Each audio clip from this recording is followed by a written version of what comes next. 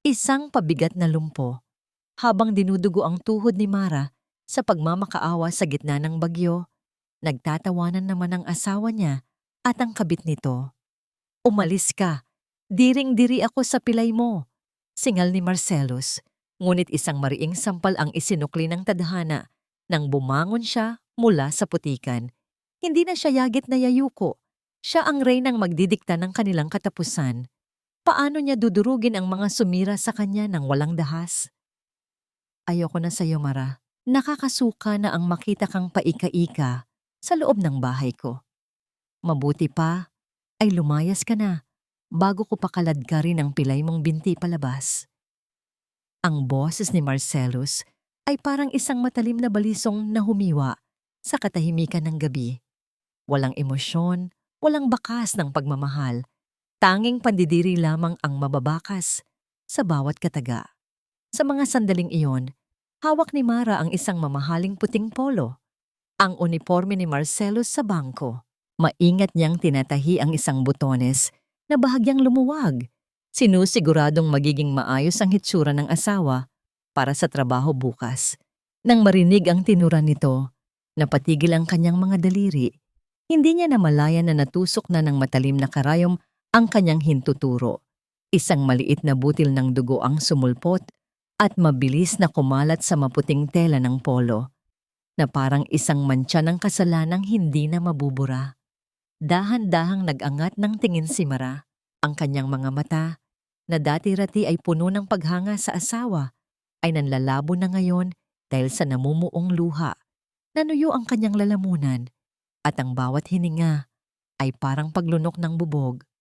Ni hindi niya naramdaman ang kirot sa kanyang daliri. Mas matindi ang hapdi na nagmumula sa kanyang dibdib.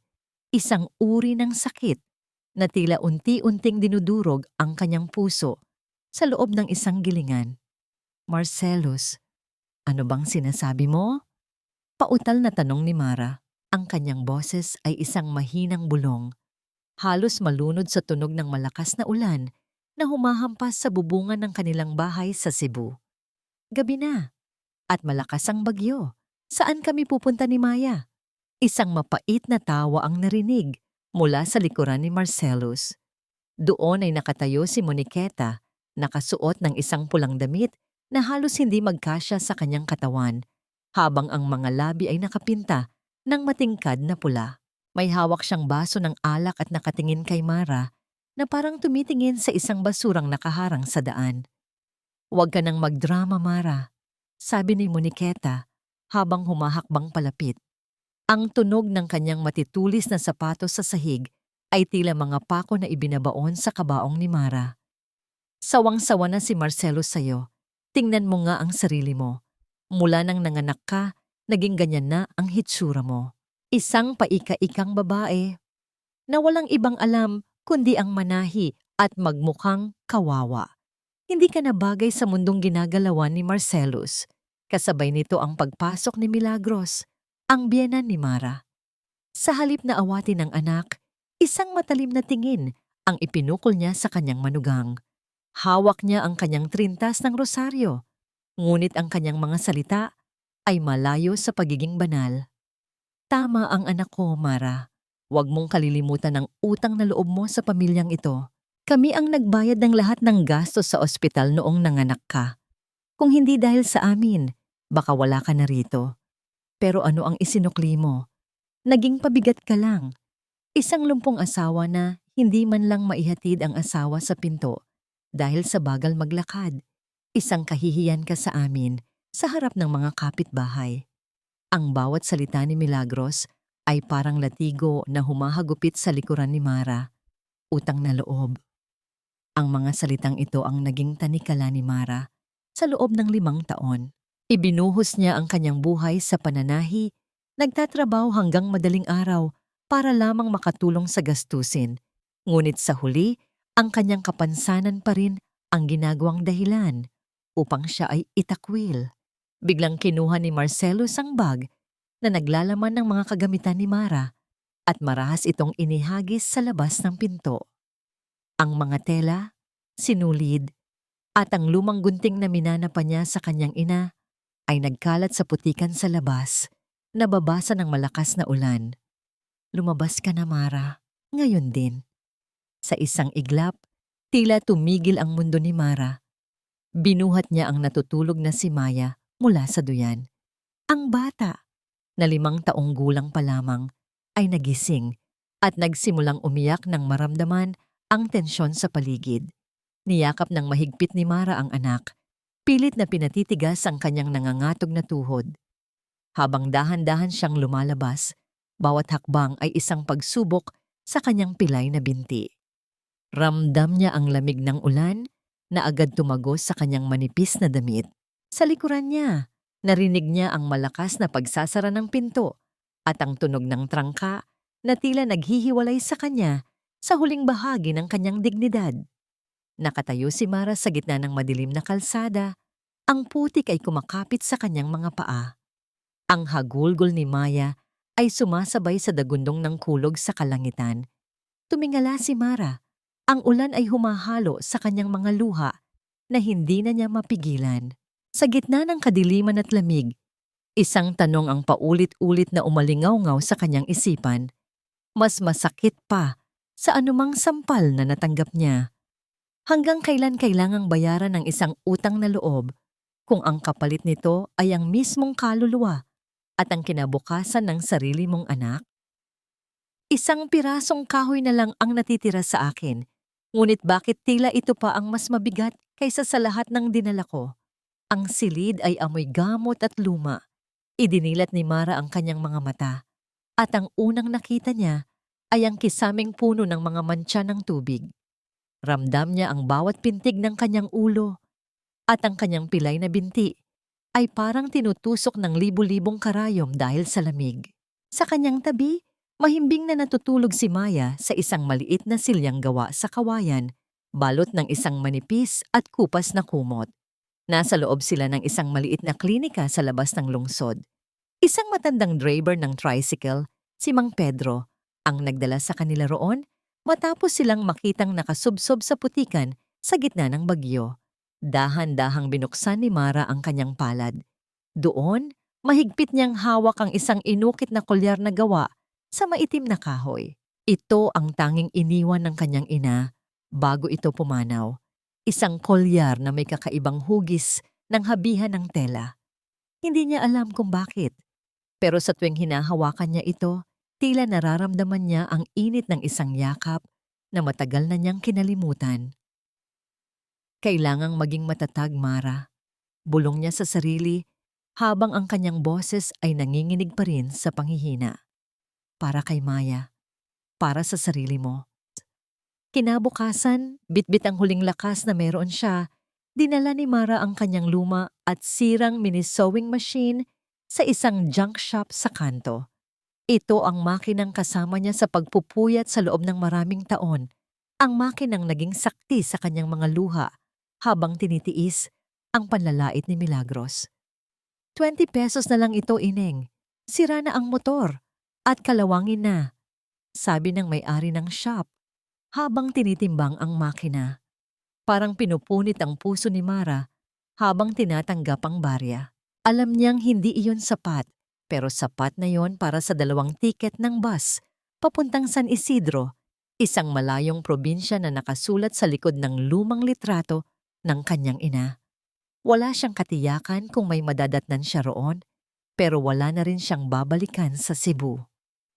Samantala, sa loob ng dating bahay ni Mara, naghahari ang ingay ng tawanan at kalansing ng mga baso.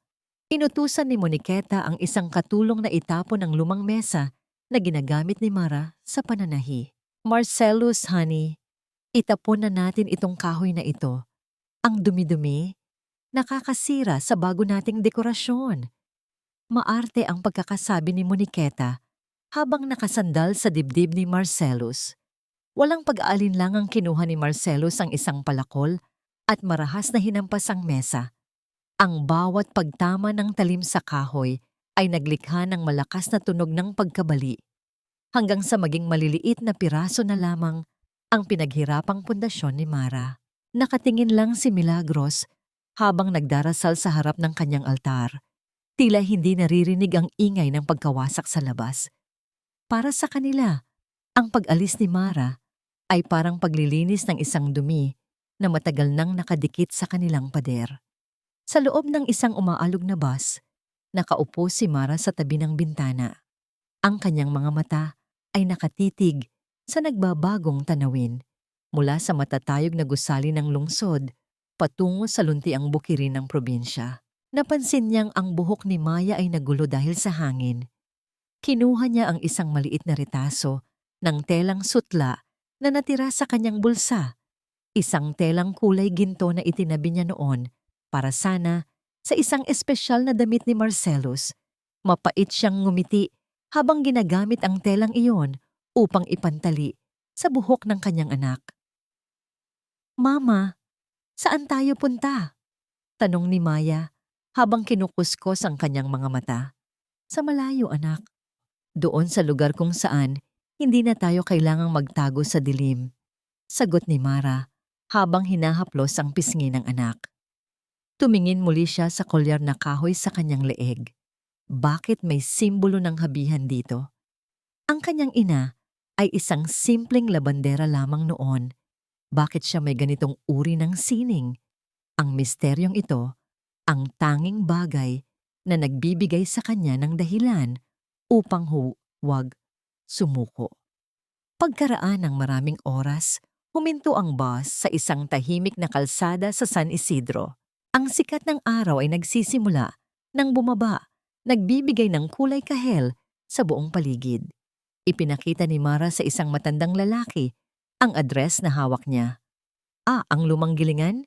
Malayo na yan sa bayan, ineng. Wala nang nakatira roon kundi ang mga ligaw na damo at ang mga alaala ng nakaraan, sabi ng matanda sabay turo sa isang direksyon. Pilit na naglakad si Mara. Ang bawat hakbang ng kanyang pilay na binti sa magaspang na graba ay nagbibigay ng matinding hapdi. Nang marating niya ang dulo ng daan, tumambad sa kanya ang isang abandonadong gusali. Ang mga dingding ay balot na ng mga baging at talahib. Ang bubong ay butas-butas at ang pinto ay nakasara gamit ang isang kalawanging kadena. Nalaglag ang balikat ni Mara. Ito ba ang lugar na sinasabi ng kanyang ina? Ito ba ang kaligtasang hinahanap niya? Sa gitna ng katahimikan ng bukid, ang tanging naririnig niya ay ang mahinang huni ng mga kuliglig at ang sarili niyang mabilis na tibok ng puso. Biglang may narinig siyang kaluskos mula sa loob ng abandonadong gusali na sinundan ng isang mahinang liwanag na nagmumula sa mga siwang ng kahoy. Hindi siya nag-iisa. Gutom na kami, Diyos ko. Kung kukunin mo na ako, huwag muna ang anak ko.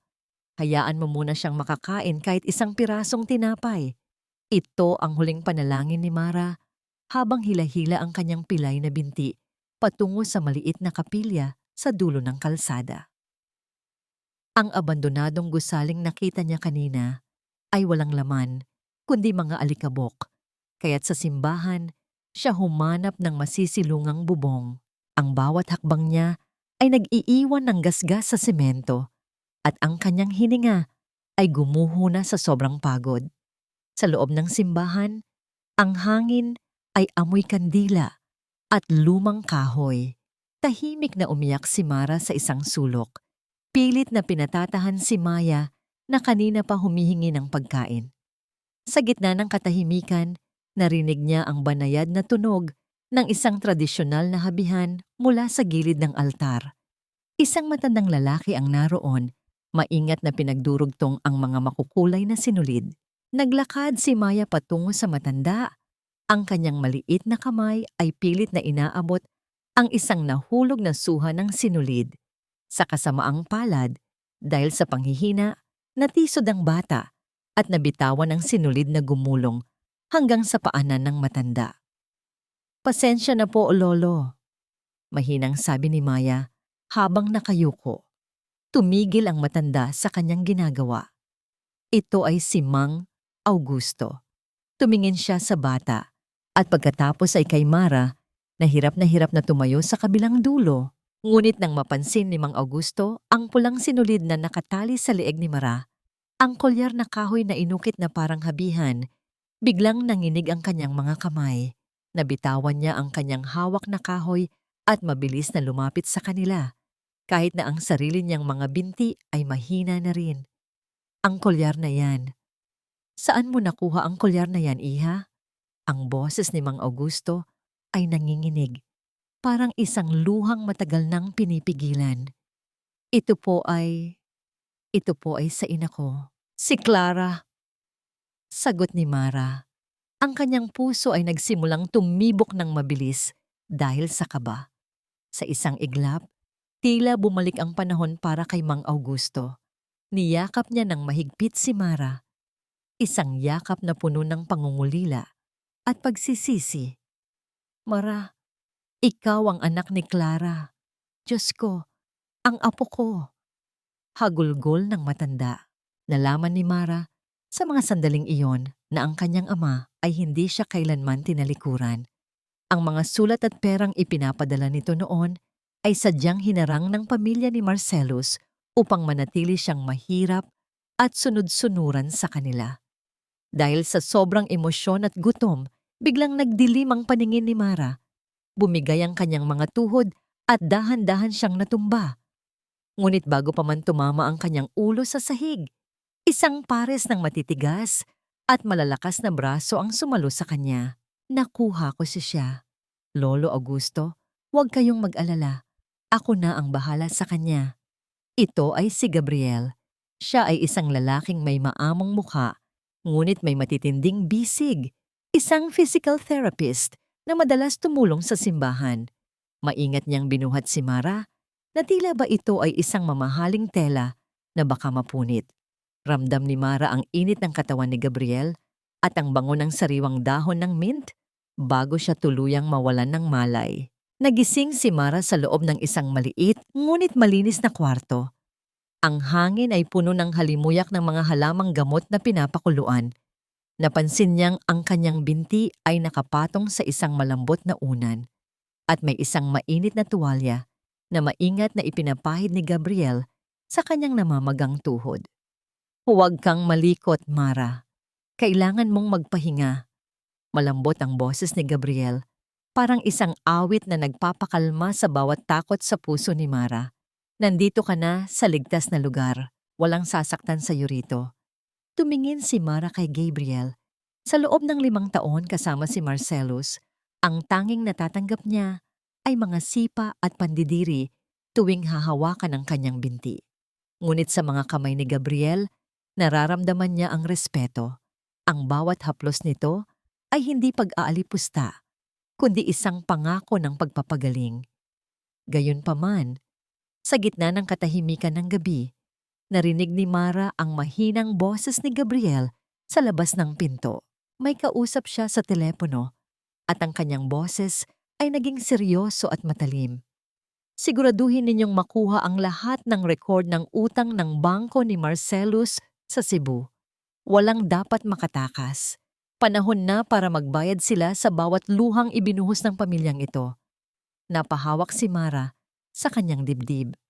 Bakit kilala ni Gabriel si Marcellus? At anong plano niya sa pamilyang nagtapon sa kanya sa gitna ng bagyo? Ang bawat hibla ng sinulid ay parang mga sugat na unti-unting naghihilom. Dati, ang bawat tusok ng karayom ay para sa kanila. Ngayon, bawat tahi ay para na sa akin.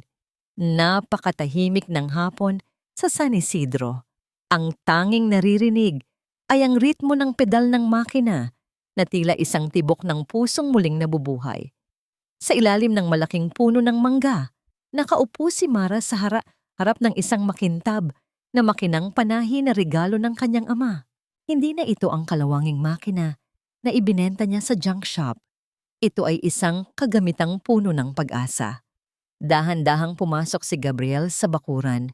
May dala siyang isang mahaba at makinis na kahoy. Lumapit siya kay Mara at iniabot ito. Ito ay isang saklay na sadyang ginawa para sa taas ni Mara at ang bahaging sumasandal sa kilikili ay binalutan niya ng malambot na telang pelus na kulay ube. Ipinagawa ko ito para sa iyo, Mara. Alam kong mahirap maglakad gamit ang luma mong baston. Ang pelos na yan ay hindi sasakit sa balat mo, sabi ni Gabriel habang ang kanyang mga mata ay nakatitig ng may pagmamalasakit. Hinawakan ni Mara ang saklay. Ramdam niya ang kinis ng kahoy at kay lambot ng tela. Thank you, Gabriel. Hindi mo naman kailangang gawin ito. Pero sobra mong pinapadali ang buhay ko. Gusto kong makita kang naglalakad ng taas noo, Mara. You deserve to stand tall. Hindi lang dahil sa akin, kundi dahil sa galing mo. Sagot ni Gabriel. Sa mga sandaling yon, lumapit siya ng bahagya at dahan-dahang pinulot ang isang hibla ng puting sinulid na sumabit sa balikat ni Mara. Napakalapit ng kanilang mga mukha na naramdaman ni Mara ang mainit na hininga ng lalaki. Ang kanyang puso ay tumibok ng mabilis. Isang uri ng kaba na hindi dulot ng takot, kundi ng isang damdaming matagal na niyang kinalimutan. Habang nagpapatuloy ang araw, isang ideya ang nabuo sa isip ni Mara. Tiningnan niya ang sarili niyang binti, pagkatapos ay ang mga retasong tela sa kanyang paligid. Naisip niya ang mga taong katulad niya, mga taong may kapansanan, na nahihirapang magsuot ng magagandang damit dahil sa kanilang pisikal na kalagayan. Kinuha niya ang kanyang gintong karayom at nagsimulang gumuhit ng isang disenyo ng bestida na madaling isuot, ngunit mukhang luksuryoso. Ito ang magiging simula ng kanyang brand, ang Mayumi. Ngunit habang bumabangon si Mara, ang dilim ay nagsisimulang bumalot sa Cebu. Sa loob ng kanilang mansyon, ang boses ni Moniqueta ay mas matinis pa sa tunog ng nababasag na salamin. Marcellus, bakit declined ang credit card ko? I told you, kailangan ko ang bag na iyon para sa party bukas. Sigaw ni Moniqueta habang inihahagis ang kanyang pitaka sa mesa. Nakaupo si Marcellus sa gilid ng kama. Ang kanyang mga kamay ay nakahawak sa kanyang ulo. Moniqueta, please, tumahimik ka muna. Nagkakaproblema sa audit sa bangko. May mga pondo na hindi ko maipaliwanag kung nasaan. Pumasok si Milagros na may dalang baso ng tubig, ngunit ang kanyang muka ay puno ng pag-aalala. Anak, ang mga utang natin sa kapitbahay ay hindi na natin nababayaran. Sinasabihan na nila ako sa simbahan. Nakakahiya. Marcellus, ang taas ng tingin nila sa pamilya natin, huwag mong hayaang bumagsak tayo. Wala akong pakialam sa hiya mo, Mama. Ang kailangan ko ay pera. Bulyaw ni Marcellus sa sariling ina. Ang dating tahimik at sunod-sunurang pamilya ay unti-unti nang nagkawatak-watak dahil sa kasakiman. Samantala, sa San Isidro, natapos ni Mara ang kanyang unang obra. Isang bestidang gawa sa telang inahabi ng kanyang ama na may mga buton na madaling buksan para sa mga taong hirap kumilos. Ipinakita niya ito kay Mang Augusto at Gabriel. Napakaganda, Mara. Ito ang sining na may puso. Bulong ni Mang Augusto habang may luha ng pagmamalaki sa kanyang mga mata. Ngunit ang katahimikan ng gabi ay bumasag ng tumunog ang telepono ni Gabriel. Pagkatapos ng ilang sandali, humarap siya kay Mara na may seryosong mukha. Mara, may malaking kliyente mula sa Maynila na nakakita ng gawa mo sa social media. Gusto nilang umorder ng marami para sa isang malaking charity gala. Pero may isang kondisyon. Ano yon, Gabriel? Tanong ni Mara. Ang gala ay gaganapin sa pinakasikat na hotel sa Cebu. Kailangan mong bumalik doon para ipakita ang mga gawa mo. Nabitawan ni Mara ang kanyang karayom. Ang Cebu, ang lugar kung saan siya itinapon na parang basura. Ang lugar kung saan naninirahan ang mga taong sumira sa kanyang buhay. Handa na ba siyang harapin ang kanyang nakaraan upang makuha ang kanyang kinabukasan? Ang hangin ng Cebu amoy alat ng dagat at alikabok ng Nyong Kiniem. Dati, ang bawat hininga ko rito ay parang pagsisisi. Ngayon, bawat langhap ko ay amoy ng tagumpay na unti-unting lulutuin. Nakatayo si Mara sa harap ng salamin sa loob ng isang marangyang suite sa Grand Hotel. Hindi na siya ang babaeng nakasuot ng duster na butas-butas at may amoy ng pawis mula sa pagtatrabaho sa kusina.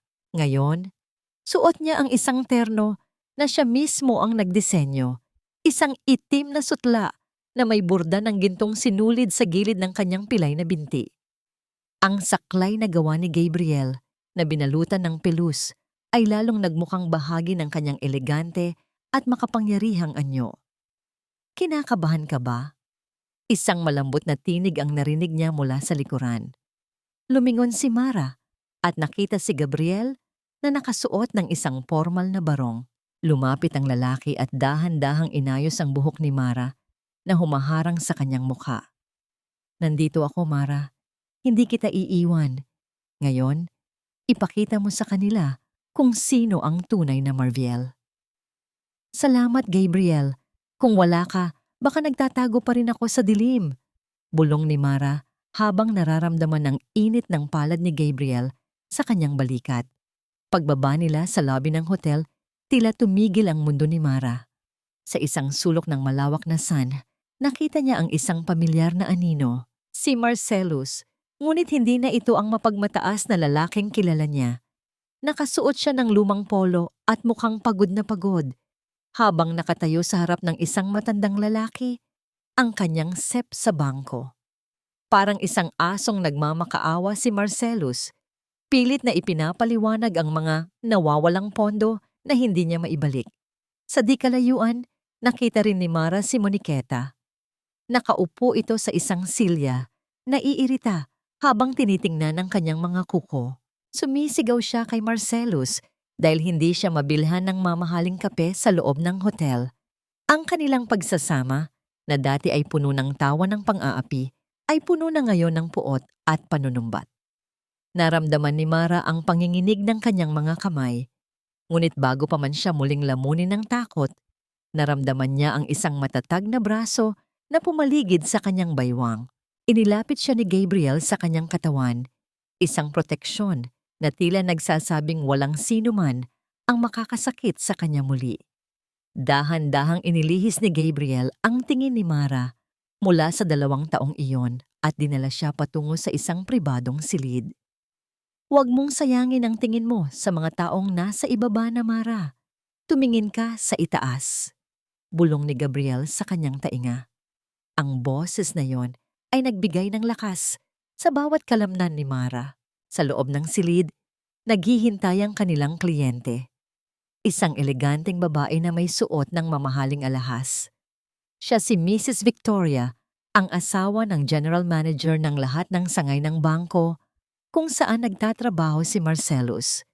Isang malaking pagkakataon at marahil isang matamis na biro ng tadhana. So, ikaw ang designer ng Mayumi? Napakaganda ng suot mo, Iha. Gusto kong gumawa ka ng 10 gowns para sa charity gala ng amin. Lahat ng yon ay dapat may tatak ng iyong sining, sabi ni Mrs. Victoria habang nakangiti ng tapat. Habang nag-uusap sila, dahan-dahang inabot ni Gabriel ang kamay ni Mara sa ilalim ng mesa. Pinisil niya ito ng bahagya, isang tahimik na pagbati sa unang tagumpay ng babaeng mahal niya. Sa mga sandaling iyon, alam ni Mara na ang kanyang pagbabalik sa Cebu ay hindi para maghiganti ng may galit, kundi para ipakita na ang buhay niya ay hindi natatapos sa isang pilay na binti. Matapos ang pulong, naglakad sila patungo sa elevator. Masaya silang nagkukwentuhan ni Gabriel tungkol sa mga disenyo. Ngunit nang bumukas ang pinto ng elevator at marinig ang tunog ng kampana nito, isang pamilyar na amoy ng murang pabango at amoy ng luma ang sumalubong sa kanila. Isang matandang babae ang mabilis na lumabas mula sa gilid. May dalang mga basket ng kakanin at mga murang panyo na pilit niyang ibinebenta sa mga turista. Sa sobrang pagmamadali, nabunggo niya si Mara. Nagkalat ang mga panyo sa sahig ng hotel. Ano ba? Hindi ka ba tumitingin sa dinadaanan mo? Ang boses ng matandang babae ay biglang naputol. Nanlaki ang mga mata ni Milagros. Ang kanyang mukha ay puno ng wrinkles at ang kanyang buhok ay tila hindi naayos ng ilang araw. Nakatingin siya kay Mara. Mula sa kumikinang na damit nito hanggang sa mamahaling saklay na hawak nito.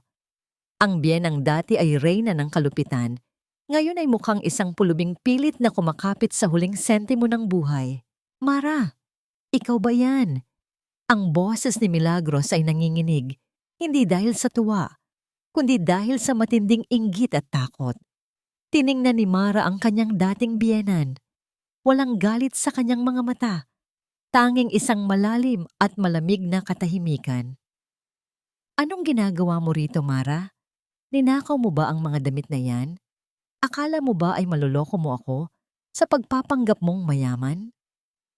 Ang boses ni Milagros ay bumasag sa katahimikan ng lobby, matinis at puno ng lason.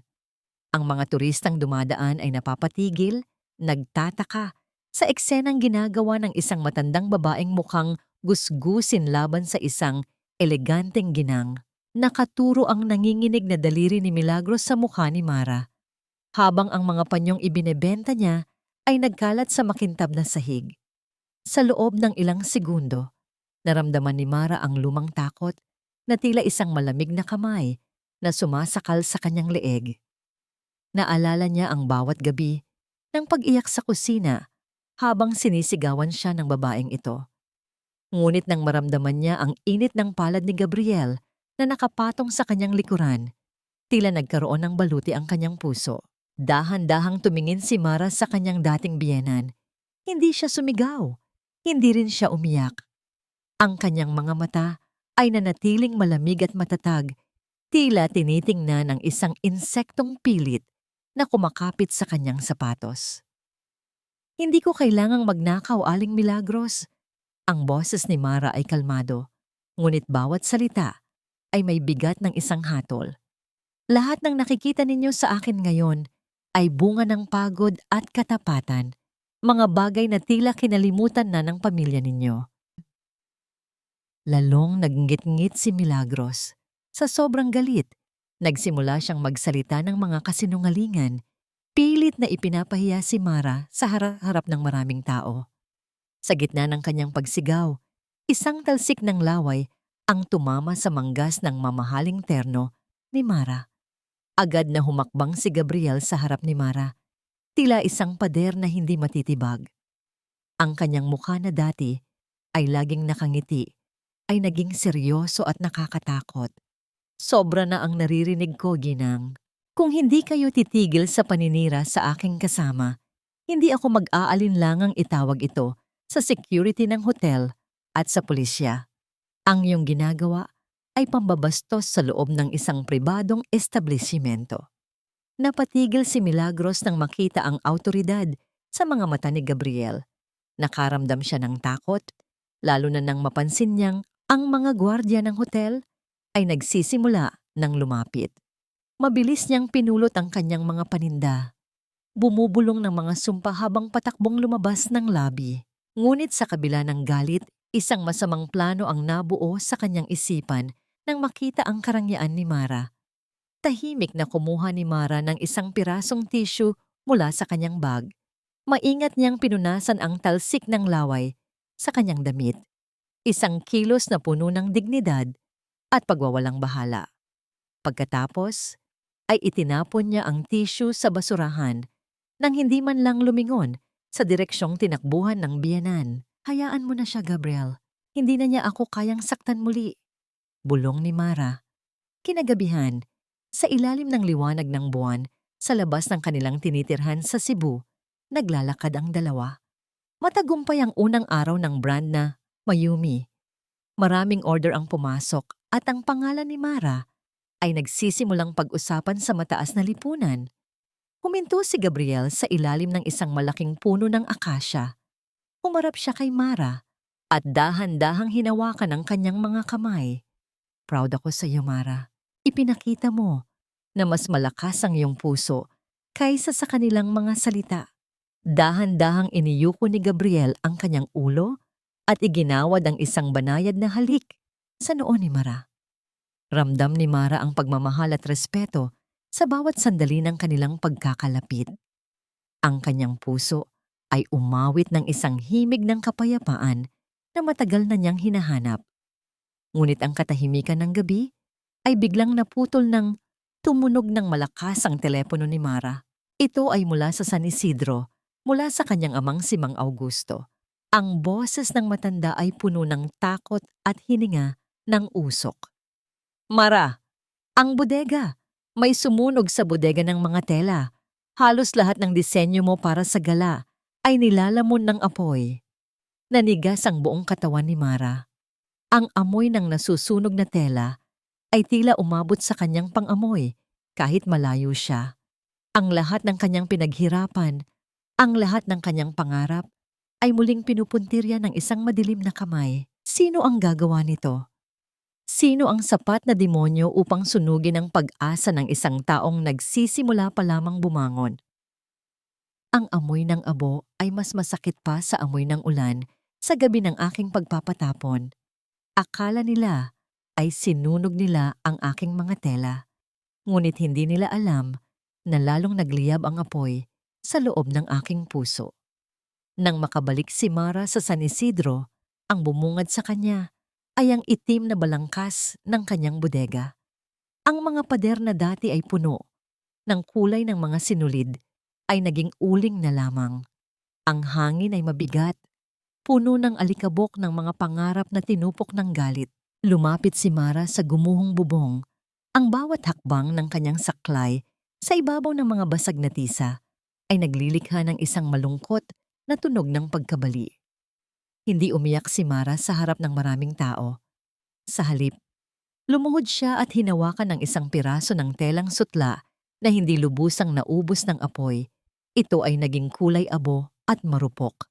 Sa tabi niya, nakita niya ang kanyang amang si Mang Augusto na may hawak ng isang bagay na kumikinang sa ilalim ng sikat ng araw.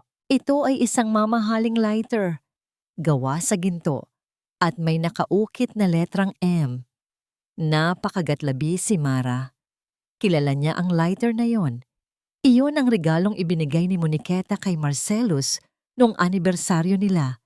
Isang bagay na ipinagyabang sa kanya ni Marcellus noon habang tinatawanan ang kanyang kahirapan. Ang katotohanan ay parang isang malamig na tubig na ibinuhos sa kanyang likuran. Hindi lang ito aksidente.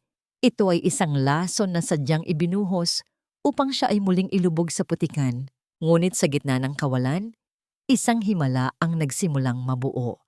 Ang mga mananahi sa San Isidro, mga babaeng may kapansanan at mga nanay na tinulungan ni Mara noon ay isa-isang dumating. May dala silang mga sariling tira-tirang tela, mga sinulid at mga lumang karayom. Hindi ka mag-iisa, Mara, sabi ng isang matandang mananahi habang hinahawakan ang kamay ni Mara. Kung kailangang magpuyat kami para matapos ang mga order mo para sa gala, gagawin namin. Ang Mayumi ay hindi lang sa'yo, ito ay sa ating lahat. Sa mga sandaling iyon, dinalhan ni Maya ang kanyang ina ng isang basong malamig na limonada. Umupo ang bata sa sahig at dahan-dahang pinisil-pisil ang binti ng kanyang ina na kanina pa nangangatal sa pagod at emosyon. Mama, huwag kang sad. Gagawa tayo ng bagong dress, di ba? Ang munting tinig ng anak ay tila isang gamot na naghilom sa lahat ng sugat ni Mara.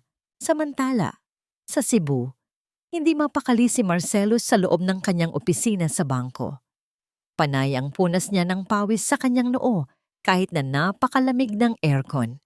Ang kanyang kanang kamay ay may maliit na paso isang sugat na pilit niyang itinataas sa loob ng kanyang bulsa. Sa labas ng kanyang pintuan, naririnig niya ang bulungan ng mga katrabaho tungkol sa tagumpay ng brand na Mayumi na kumakalat na ngayon sa mga social media at lokal na magasin dahil sa kwento ng katatagan nito laban sa sunog. Pumasok si Moniqueta na may masamang tingin. Marcellus, bakit parang nakakita ka ng multo? At bakit ang baho mo pa rin ng usok hanggang ngayon? Tanong ng babae ng may paghihinala. Hindi sumagot si Marcellus. Ang tanging naririnig niya ay ang mabilis na tibok ng kanyang sariling puso na tila isang tambol ng nalalapit na panganib. Ang balita ng sunog ay hindi naging hadlang, kundi naging mitya ng isang mas malaking interes mula sa publiko. Ang kwento ng isang babaeng lumpo na muling bumangon mula sa abo ay naging viral. Ang mga order ay dumoble at ang suporta ng mga tao ay bumuhos na parang ulan sa tag-init. Ang Mayumi ay naging simbolo ng pag-asa sa buong bansa. Isang hapon, habang abala si Mara sa pagtuturo sa mga mananahi, pumasok si Gabriel na may hawak ng isang pulang folder. Ang kanyang muka ay seryoso, walang bakas ng biro. Mara, nakuha na ng aking mga kaibigan sa audit ang lahat ng kailangan natin. Bulong ni Gabriel. At sa Cebu, katatapos lang ng isang pulong sa bangko. Sa sandaling iyon, sa loob ng bangko sa Cebu, biglang bumukas ng malakas ang pinto ng opisina ni Marcellus. Ang kanyang boss, ang general manager, ay nakatayo doon habang may hawak ng dyaryo kung saan nasa front page ang mukha ni Mara. Ibinagsak ng manager ang dyaryo sa mesa kasabay ng isang makapal na dokumento ng mga ilegal na transaksyon na ginawa ni Marcellus. Marcellus, kailangan nating mag-usap sa loob ng conference room ngayon din. Ang tunog ng pagbagsak ng papel sa mesa ay tila tunog ng hatol ng kamatayan para sa karera at kalayaan ni Marcellus. Ang palasyo ng kasinungalingan na binuo niya ay nagsisimula ng gumuho, piraso por piraso. Ang bawat pader na itinayo sa kasinungalingan ay itinakdang gumuho. Ang masakit lang, kasabay ng pagbagsak nito, ay ang pag-iyak ng mga taong akala ay sila ang hari ng mundo. Sa loob ng sanching ng bangko sa Cebu, tila tumigil ang pag-ikot ng mundo para kay Marcellus. Ang tunog ng malamig na bakal na sumasara sa kanyang mga pulso ay naging hudyat ng kanyang katapusan. Hindi siya makapaniwala habang hinihila siya ng 2 pulis palabas ng kanyang opisina. Ang mga katrabaho na dati ay yumuyukod sa kanya ay nakatingin na ngayon ng may halong awa at pandidiri. Marcellus, paano mo nagawa ito? Ninakawan mo ang mga taong nagtitiwala sa iyo.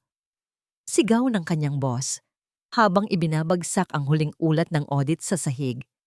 Walang naisagot si Marcellus. Ang kanyang mukha ay kasing puti ng papel at ang kanyang mga tuhod ay nangangatog sa tindi ng hiya. Habang nangyayari ito, sa kanilang mansyon, abala si Moniqueta sa pag-iimpake ng kanyang mga mamahaling bag at alahas. Narinig niya ang balita sa telepono at hindi na siya nag-atubiling umalis. Isang itim na sasakyan ang huminto sa tapat ng bahay at isang lalaking mas mayaman kaysa kay Marcellus ang naghihintay sa kanya. Moniqueta, saan ka pupunta? Tulungan mo ang anak ko. Pagmamakaawa ni Milagros habang nakahawak sa laylayan ng damit ng Moniqueta. Marahas na itinulak ni Moniqueta ang matanda. Bitawan mo ako, matanda. Wala na akong pakialam sa inyo. Akala ko ba ay matatag ang pamilyang ito? Isang kumpol ng mga magnanakaw lang pala kayo. Huwag mo na akong tatawagan muli. Ang tunog ng mabilis na pag-andar ng sasakyan ay tila isang sampal sa mukha ni Milagros. Naiwang mag-isa si Milagros sa labas ng bahay, umiiyak at nagsisigaw. Ang mga kapitbahay na dati ay pinagmamalambutan niya ng kanyang kabanalan ay nakadungaw na ngayon sa kanilang mga bintana, nagbubulungan at tumatawa sa kanyang sinapit. Ang hiya na matagal niyang iniwasan ay dumating na ng may kasamang hagupit. Samantala, sa ilalim ng nagniningning na mga ilaw ng Grand Gala sa Cebu, si Mara ay naging sentro ng atensyon. Ang kanyang fashion show ay isang malaking tagumpay. Ang mga modelo na may iba't ibang kapansanan ay naglakad sa runway ng may dangal. Suot ang kanyang mga disenyo. Nang lumabas si Mara para sa huling pagpupugay, ang buong bulwagan ay tumayo at nagpalakpakan. Pagkatapos ng kaganapan, dinala ni Gabriel si Mara sa garden ng hotel sa isang lugar na puno ng mga puting rosas. Ang hangin ay amoy sariwang bulaklak at dagat. Huminto si Gabriel at dahan-dahang humarap kay Mara. Ang kanyang mga mata ay nagniningning sa ilalim ng liwanag ng buwan. Mara, marami ka ng pinagdaanan. Nakita ko ang bawat luha mo at nakita ko rin ang bawat tagumpay mo. Simula ni Gabriel habang dahan-dahang kinukuha ang kamay ni Mara. Gusto kong maging bahagi ng bawat tahi ng buhay mo mula ngayon. Naglabas si Gabriel ng isang maliit na kahon. Sa loob nito ay isang singsing na hindi gawa sa mamahaling bato, kundi hinabi mula sa mga gintong sinulid na sadyang ginawa para sa mga daliri ni Mara. Mara, will you marry me? Pangako, hinding-hindi kita bibitawan. Tumulo ang luha ng kaligayahan sa mga mata ni Mara. Yes, Gabriel, yes. Ang kanilang yakap sa gitna ng gabi ay puno ng pangako at kapayapaan. Ngunit sa kabilang bahagi ng lungsod, ang kadiliman ay lalong lumalim. Nakalaya si Marcellus sa pamamagitan ng piyansa matapos isangla ni Milagros ang kanilang bahay sa isang loan shark sa halagang kulang pa sa kanilang utang. Umuwi si Marcellus sa isang bahay na wala ng kuryente at tubig. Sa gitna ng dilim, nakita ni Marcellus ang isang lumang litrato nila ni Mara at Maya noong masaya pa sila. Isang patak ng luha ang nahulog sa litrato. Ngayon lang niya napagtanto kung ano ang kanyang itinapon para sa isang panandaliang karangyaan. Biglang narinig ang malalakas na kalabog sa pinto. Milagros, Marcellus, lumabas kayo. Akin na ang bahay na ito. Sigaw ng mga tauhan ng loan shark habang hinahampas ang bakal na gate. Ang tunog ng pagkawasak ng kanilang pinto ay tila tunog ng tadhana na naniningil na sa lahat ng kanilang kasamaan. Ang palasyo ng mga mapangapi ay tuluyan ng gumuho. Ang huling hininga ng isang ahas ay laging puno ng lason, ngunit hindi na ako ang ibon na takot sa kanyang tuka. Ngayon, ako na ang agila na titingin sa kanya mula sa itaas ng bundok. Napakaganda ng sikat ng araw sa bakuran ng Songdet sa San Isidro, ngunit ang katahimikan ay biglang binasag ng isang pamilyar na boses na naging bangungot ni Mara sa loob ng maraming taon. Sa labas ng gate, nakatayo si Milagros. Ang kanyang terno ay kupas na, ang kanyang mukha ay puno ng alikabok mula sa mahabang biyahe ng bus, niyang ang kanyang mga mata ay nananatiling mapang-api.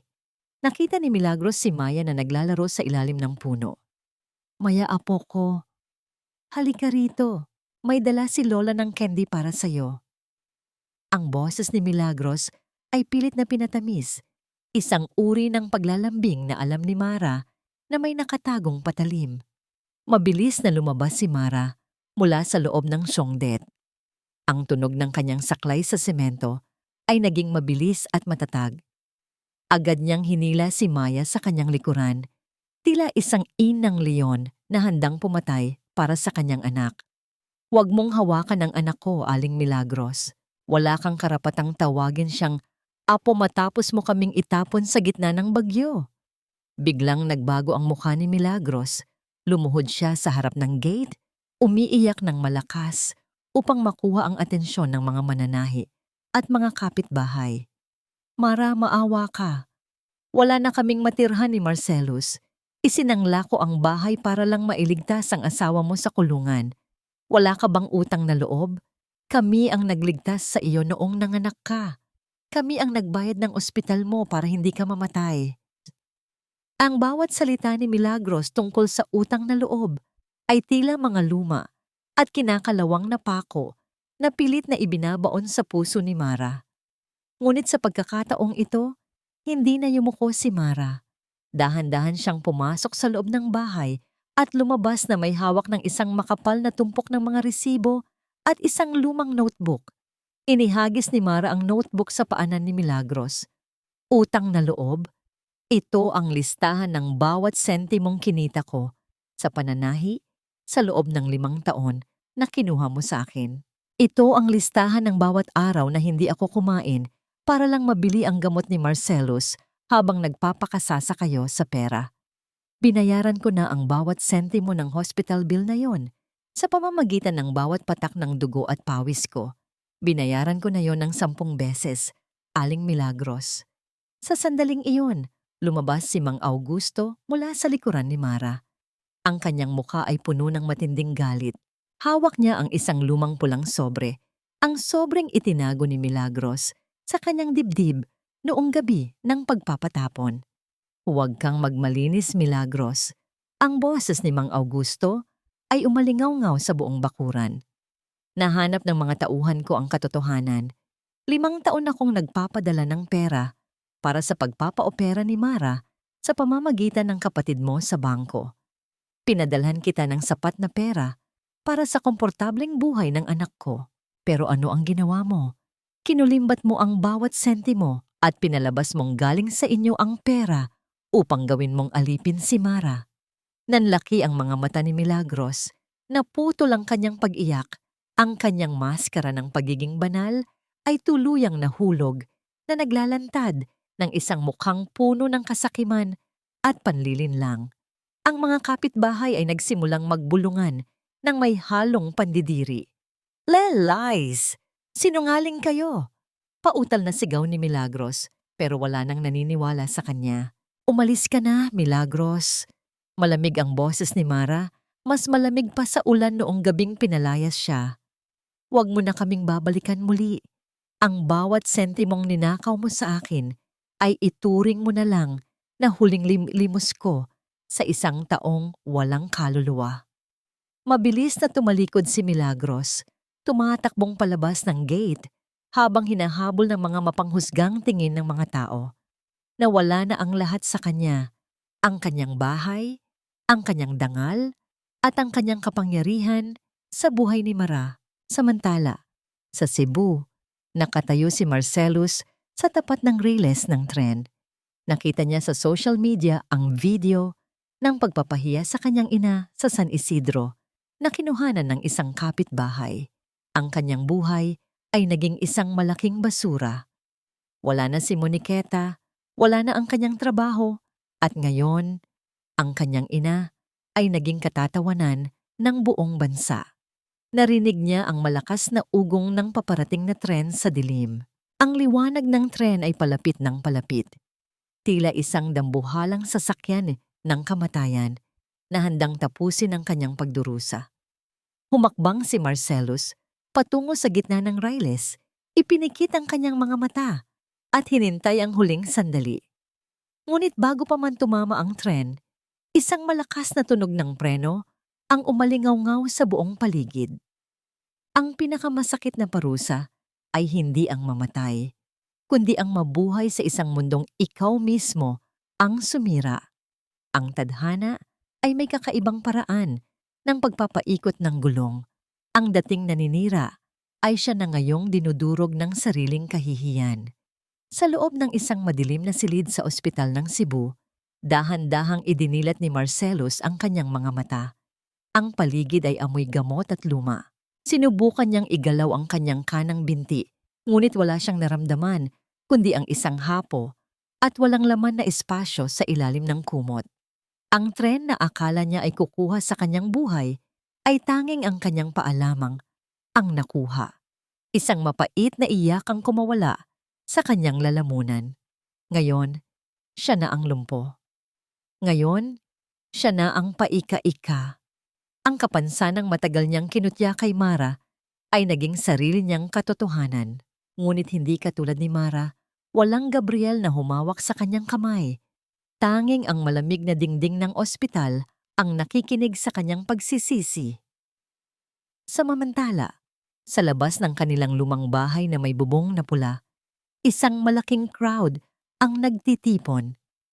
Ito ang araw ng subasta. Ang bahay na naging saksi sa bawat hagulgol ni Mara ay ipinagbibili na upang bayaran ang mga utang ni Marcellus at Milagros.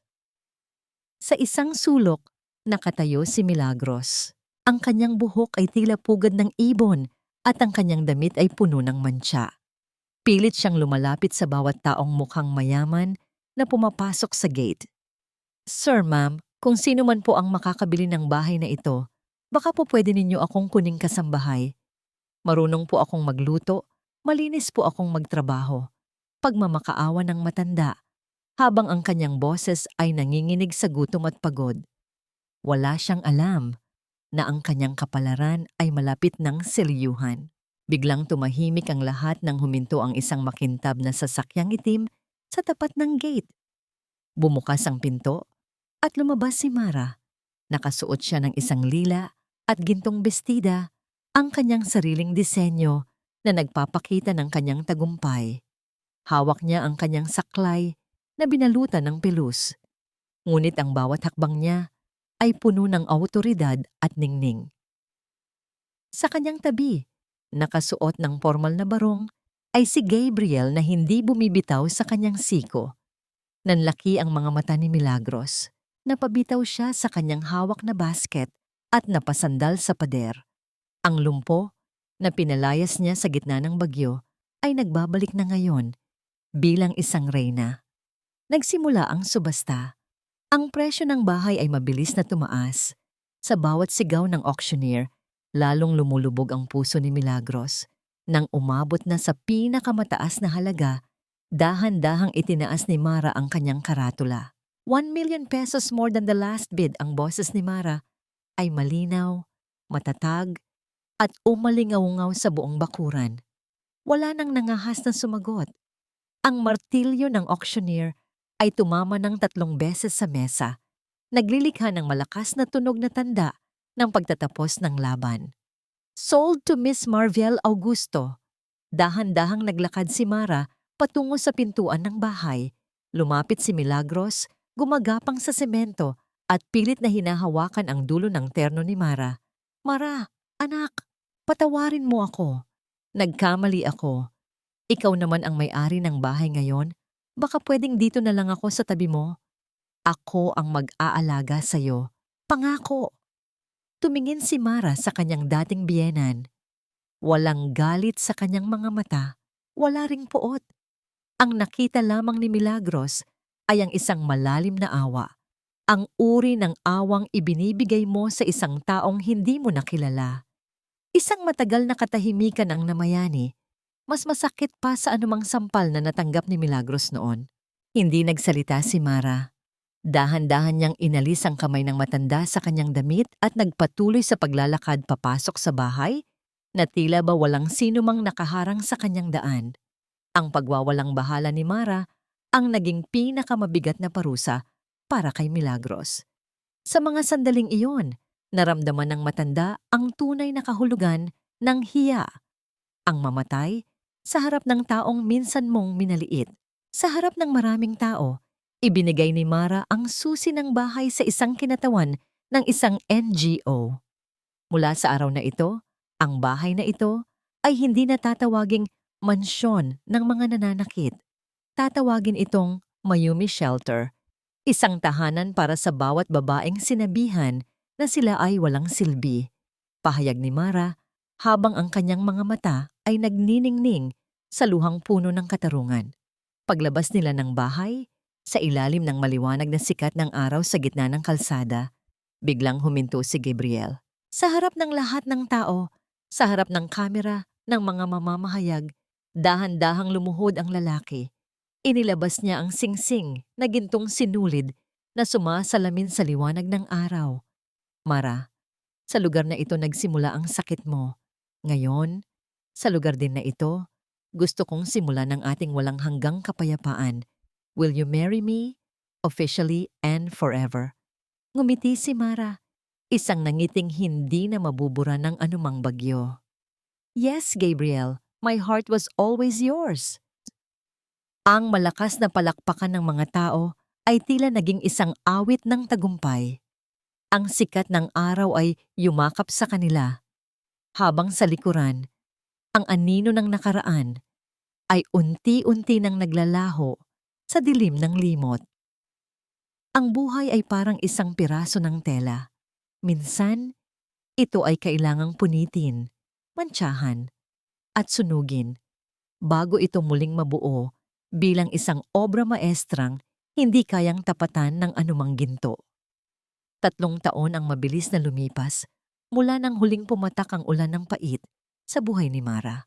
Ngayon, ang sikat ng araw sa San Isidro ay tila mas maliwanag at mas mainit. Ang hangin ay amoy sariwang bulaklak ng sampagwita at banayad na amoy ng bagong habing tela mula sa Syongdet ng Mayumi. Sa gitna ng malawak na bakuran ng kanilang tahanan, isang simpleng altar ng mga puting rosas ang nakatayo. Nakasuot si Mara ng isang bestidang puti na siya mismo ang nagdisenyo.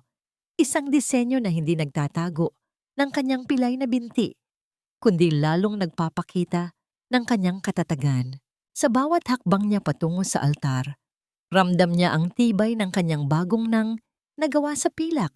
Niyang higit pa roon, ramdam niya ang lakas ng kanyang sariling puso. Nakahintay sa dulo ng altar si Gabriel. Ang kanyang mga mata ay puno ng luha ng kagalakan habang tinitingnan ang babaeng matagal niyang pinangarap na tawaging asawa. Sa tabi ni Gabriel, nakatayo si Maya na ngayon ay 8 taong gulang na at nakasuot ng isang magandang flower girl dress. Isang masayang mamangiti ang sumilay sa labi ni Maya nang makita ang kanyang ina.